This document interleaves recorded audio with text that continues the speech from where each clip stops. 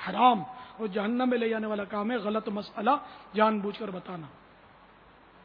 آپ کو بھی کوئی مسئلہ پوچھے تو 112% یقین نہ ہونا، ظن غالب پر نہیں بتائیں. جب تک کنفرم نہ معلوم ہو نا یقینی طور پر، اس وقت تک مسئلہ نہ بتائیں. آپ کو کوئی واجب تو نہیں جواب دینا، علماء سے پوچھ لو، مفتی صاحب سے جا کے پوچھ لو. آپ اپنے سر سے ٹال دیں، خامخواہ بتا کے وہ عمل کرتا رہے گا، پھنس جاؤ. تو اس لیے جو بھی چینلز پر آتے ہیں علماء کرام، میں ان سے بھی، یہ ایک تعداد ہے چینلز پر آنے والی جو دعوت اسلامی سے محبت کرتے ہیں، اپنے مدنی چینل کو مانتے ہیں. الحمدللہ یا رسول اللہ کہنے والے جو آتے ہیں مدنی چینلز پر، میں ان کو بھی اسی چینل کے ذریعے مزید تاکیدی پیغام دیتا ہوں کہ نہیں آتا ہو تو آئیں بائیں شائیں، ادھر سے کھینچا ادھر سے تانا اور لیپا تھوپی کر کے وہ گزارا مت کیا کرو یار، آپ نہ بول دیا کرو.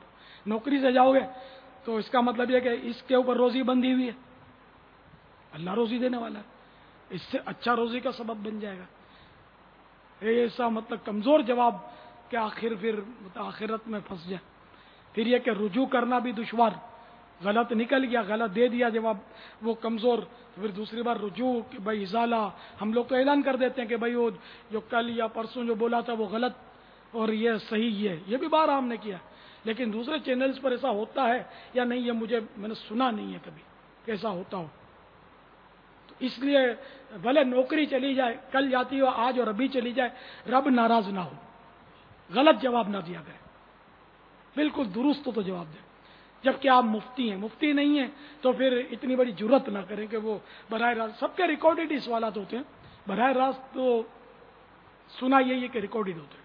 یا ترکیب ہوتی ہے کہ وہ تھوڑا وہ سوال آ کر رکتا ہے، پھر وہ ترکیب ہوتی ہے ان کی، اور وہ طے کرتے ہیں کہ یہ دینا ہے کہ نہیں دینا، پھر اس کو آگے بڑھاتے ہیں.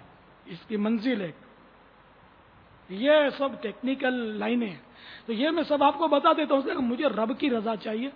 تو مجھے کوئی مطلب تنخواہ تو میری ہے نہیں، نہ ہماری نہ نگران شورا کی بھی کوئی تنخواہ نہیں ہے. ہم لوگ تنخواہ دار تھوڑی ہے کہ جو مطلب ہم خوشامد کرتے ہیں چینلز والوں کی.